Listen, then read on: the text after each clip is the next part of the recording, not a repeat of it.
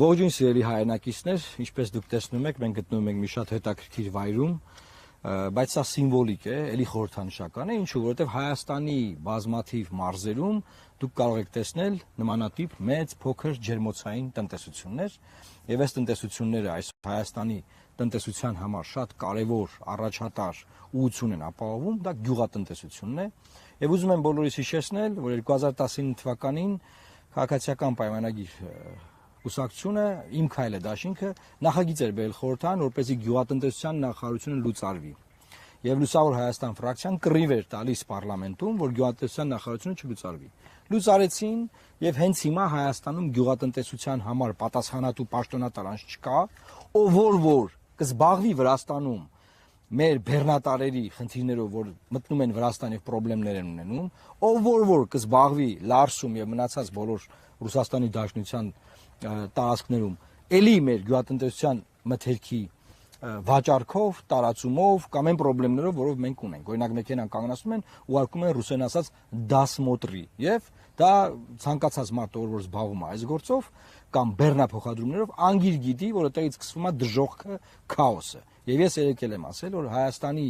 բեռնատարը, որը կանգնած է Լարսում, դա ուղղակի բեռնատար չի, դա Հայաստանի տնտեսությունն է։ Հիմա ինչ ենք ուզում ասել, ցելի հայրենակիցներ։ Տեսեք, պետությունը խրախուսել է, ուշադիր լսեք, որ բանկերով վարկեր լինեն, մարդիկ վարկեր վերցնեն, վարկերով ստեղծեն նմանատիպ ինստիտուտներ, այսինքն ջերմոցային տնտեսություններ, որպեսզի արտադրանք տանք, այդ արտադրանքը վաճառենք, օրինակ, ԵԱՏՄ շուկաներում։ Այդ արտադրանքը վաճառենք եվրոպական անիմաստ է ասել։ Հիմա ցելի հայրենակիցներ ուզում եմ բոլորիդ իրազեկել, որ մեր կառավարությունը վերջին 5 տարիներին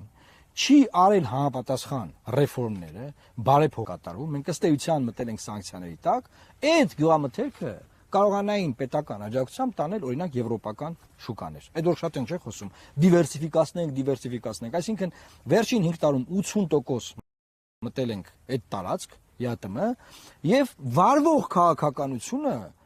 ամբողջությամբ ուղղված է նրան, որ այդ շուկան դրվի սպառնալիքի տակ։ Հիմա ես ուղղակի ապշած եմ, էլի։ Այսինքն մի կողմից մարդկանց խախուսում ես բանկերից վարկեր վերցնեն, նման մեծ բերի տակ վերցնեն, ստեղծեն, կառուցեն, արտադրեն, որ պետք է արդեն տանեն վաճառելու, բայց քաղաքականություն վարես, որի արդյունքում խնդրեմ ունենաս այնտեղ, միևնույն ժամանակ չանես այն ռեֆորմները, որով ունենաս հնարավորություն տանել այլ դիվերսիֆիկացված շուկաներ։ Մենք այստեղ ենք այս ուղերձը տալու, որովհետև մենք գիտենք, որ այս խնդիրը հնարավոր է լուծել։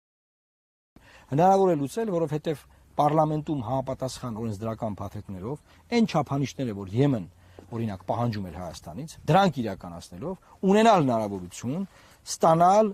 ալտերնատիվներ, այլ ընտրանքներ։ Միևնույն ժամանակ չլինել արկածախնդիր եւ եղած 80%-անոց շուկան չդնել հարվածի տակ։ Այսինքն ես ուզում եմ երկու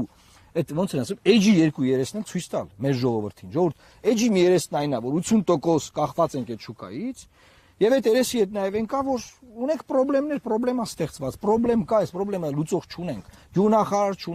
չունենք վարչապետ, որ այդ խնդրեմով զբաղվում է, չունենք էկոնոմիկայի նախարար, որ այդ խնդրեմով զբաղվում է։ Ասենք վարչապետը զբաղվում է ինչ-որ ում տունը խլելով, ասենք, չի, երեք ում տունն են խլում։ Օրը մեկի տունը խլում են, բնականաբար դա էլ են բան Գյուլնաստատի երկրորդ սերիան, որ Գյուլնաստատը զանգելա, փնտրում է Նիկոլ Փաշինյանին, տեսնիլը այդ ինչ հեքիաթներ է պատմում, էլի։ Բայց այստեղ խնդրեմը ես չեմ ուզում, էլի մենք գնանք էլի իրանց նման այն դաշտ, որը անլրջությունն է։ Սա լուրջ հարց է։ Այս խնդրեմի առաջ է կանգնած երկիրը։ Հիմա մի կողմից վտանգ ես դրել քո շուկան, որը որ քո շուկան է, այնտեղ ես վաճառում, մյուս կողմից է ոչ մի բան չես արել, որ տանես Եվրոպական միության շուկաներում այս եղածը վաճառես։ Ինչով է զբաղված եղել վերջին տարիներին, որ այս խնդիրները հասցրել ես այս մակարդակին։ Նիկոլ Փաշինյան, ես քեզ աղոված։ Բայց իրականում սա ոչ թե Նիկոլ Փաշինյանն աղոված, որտեղ պարզա որ ինքը ինչով է զբաղված եղել, այս ամեն ինչը մնացել է։ Սա աղոված է մեր ժողովրդին, մեր հայրենակիցներին։ Չկա որևէ քաղաքական ուժ, որը գիտի, թե ինչպես պետք է անել բարեփոխումներ, այն բարեփոխումները, որոնցով մեր սննդի ստանդարտները արտադրված սննդի, հա, գյուղմթերքի սննդի, կբարձրացվեն այն ստանդարտներին, չափանիշներին, որ մենք կարողանանք այլ շուկաներ փնտրել։ Եվ չկա էլի որևէ քաղաքական ուժ, որը չունենալով կախվածություններ տարբեր շուկաներից, տարբեր տնտեսություններից, կարող է մտնել process-ի մեջ, կայունացնել, արկածախնդրությունը դադարեցնել եւ ունենալ լավ հարաբերություններ նաեւ ԵԱՏՄ շուկայում։